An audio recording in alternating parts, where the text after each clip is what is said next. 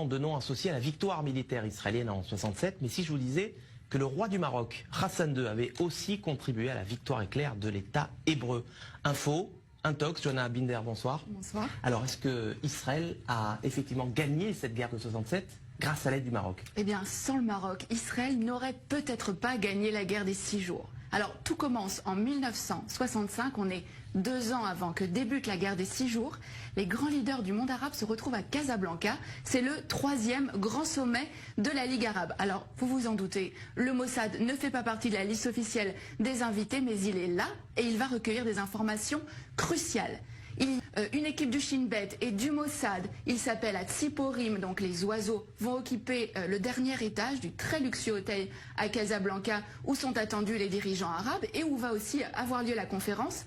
Mais la veille de ce sommet, Hassan II est pris de panique et il somme les agents israéliens de quitter l'hôtel. Mais au terme de cette conférence, il va livrer aux agents israéliens l'enregistrement complet de cette conférence. Hassan II a tout enregistré en secret. Il n'a pas confiance dans les invités de la Ligue arabe. C'est à peine croyable. Mais qu'est-ce que les Israéliens vont bien pouvoir découvrir sur ces cassettes? Alors, les enregistrements vont révéler qu'il est question de créer un commandement arabe unifié pour mener les hostilités contre Israël.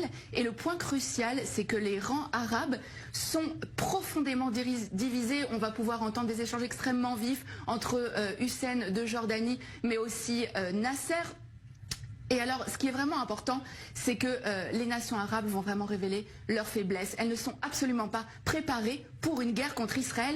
Et c'est vraiment sur la base de ces informations-là que Tsahal va lancer les premières opérations de la guerre des 6 jours en 67. Alors voilà un dirigeant arabe sunnite qui est censé être solidaire de ses homologues arabes. Pourquoi Hassan II a-t-il fait ce choix?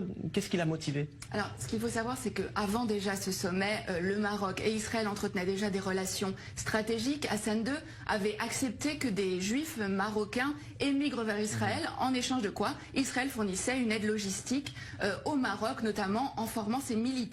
Et suite à cette opération, qui a vraiment été considérée comme le fleuron des renseignements israéliens, Israël est en dette vis-à-vis du Maroc. Seulement un mois plus tard, en octobre, cette dette a un nom, c'est Mehdi Ben Barka, le plus farouche opposant d'Hassan II.